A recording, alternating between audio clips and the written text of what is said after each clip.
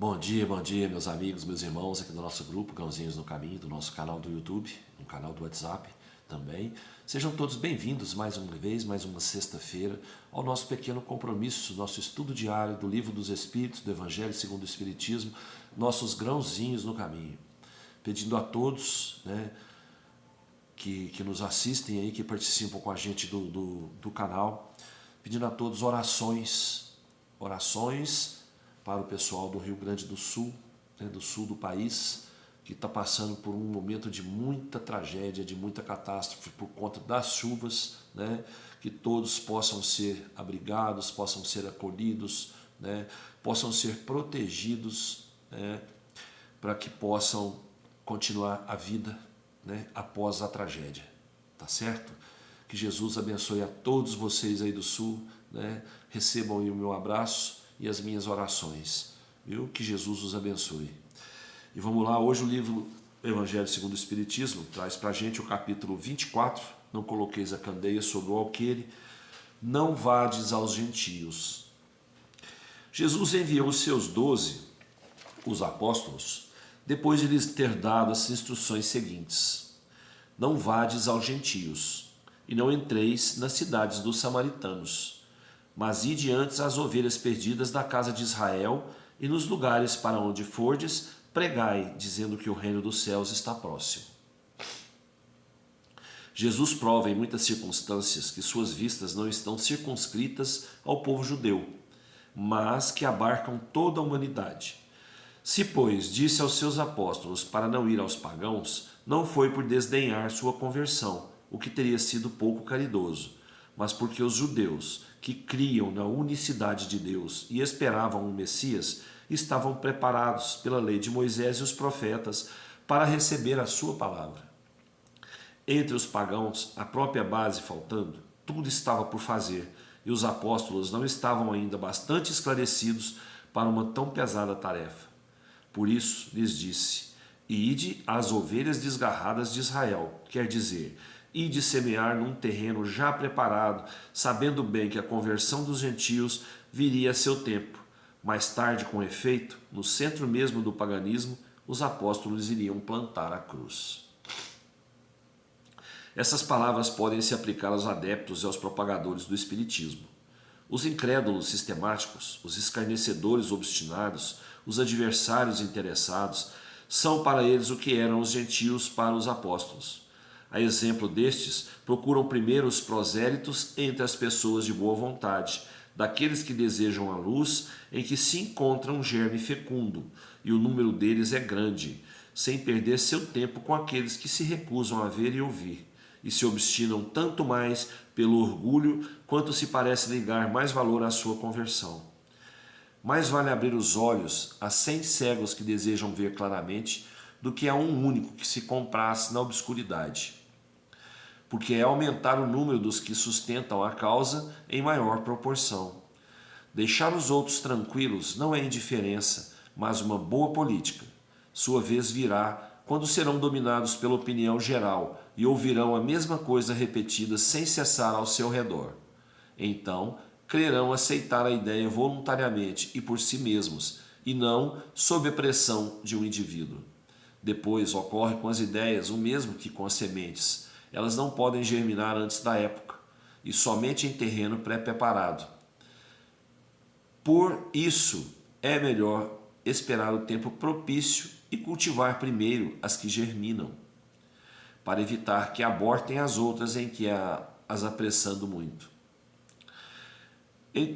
Ao tempo de Jesus, e em consequência das ideias restritas e materiais da época, tudo estava circunscrito e localizado.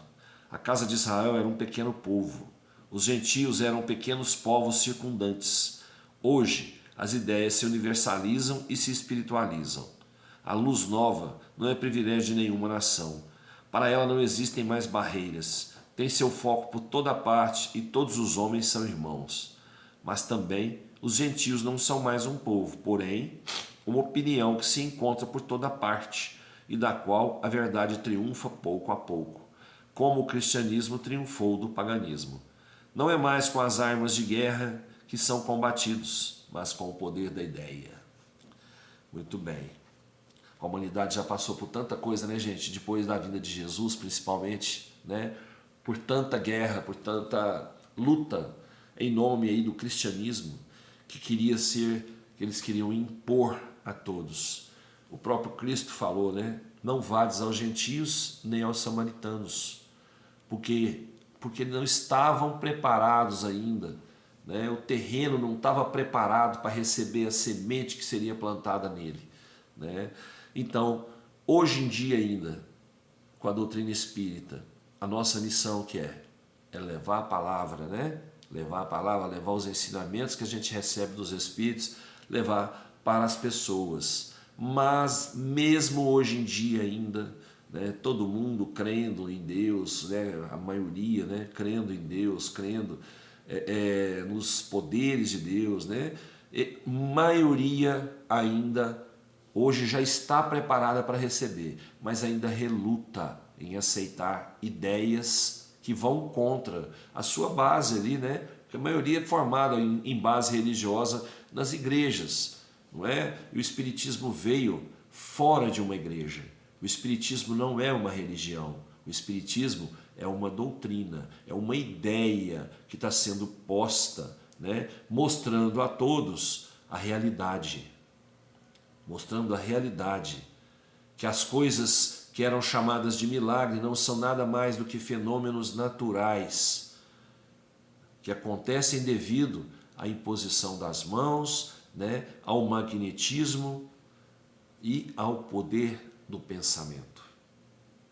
Então, hoje a humanidade está preparada para receber as palavras do Espiritismo, mas ainda se fecham, né? Ainda se fecham na sua vaidade e no seu orgulho, não gostam de dar o braço a torcer, mesmo reconhecendo a força do Espiritismo, mesmo reconhecendo toda a ideia espírita, né? E eles não querem dar o braço a torcer. Mas o que nós temos que fazer? Aqui não quer me escutar, aqui está me criticando, né? Aqui está jogando pedra no que eu faço. Não preciso ir aqui. Aqui vai chegar um tempo, o tempo que esses mesmos vão procurar o conhecimento, né? Nunca é tarde, gente. A gente tem que pôr isso na cabeça. Nunca é tarde, tá certo? Não vou aqui, eu vou ali. Nossa, aquele pessoal ali tem uma cabeça boa. Eles vão perceber bem o que a doutrina espírita quer mostrar para eles, não é? Então vamos fazer igual Jesus falou, gente. Vamos correr atrás das ovelhas perdidas e não dos pagãos, né?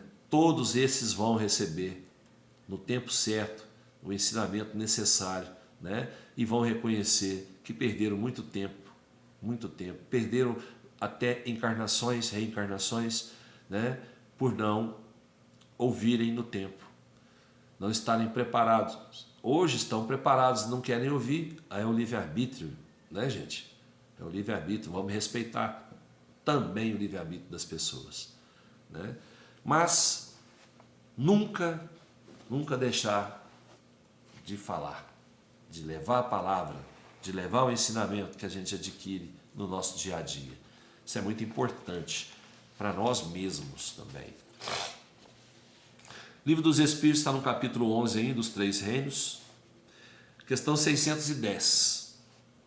Os espíritos que disseram que o homem é um ser à parte na ordem da criação enganaram-se? Não, mas a questão não foi desenvolvida. E, aliás, há coisas que não podem chegar senão em seu tempo. O homem é, com efeito, um ser à parte, porque ele tem faculdades que o distinguem de todos os outros e tem um outro destino. A espécie humana é aquela que Deus escolheu para a encarnação dos seres que podem conhecê-lo. Então a gente é um ser à parte na criação. É um ser à parte na criação. Nós temos um quê a mais do que os animais, do que os outros seres criados por Deus, né? Os animais, as plantas.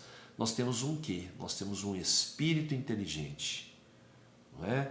Se Deus escolheu a espécie humana para a encarnação dos espíritos, é porque a espécie humana tem um quê a mais do que os outros, né? Graças a Ele nós estamos aqui, né? E vamos lá crescendo e nos desenvolvendo intelectualmente, moralmente, espiritualmente, para que a gente possa reencarnar cada vez em seres mais avançados, em seres melhores no futuro, tá bom? Que Jesus nos abençoe e abençoe a todos aqueles aí que estão em sofrimento, em tristeza, né? Por causa das enchentes, por causa das tragédias lá no sul. Abençoe a todos aqueles que precisam de oração no Brasil inteiro, no mundo inteiro, né? E a gente está aqui para rezar por todos. A gente não pode ir ali pôr a mão e tirar o problema, mas a gente pode jogar a nossa energia para que o problema possa ser amenizado pela espiritualidade maior. Que Jesus nos abençoe e nos proteja. Até amanhã, se Deus quiser, e eu tenho certeza que Ele quer. Beijo no coração, pessoal.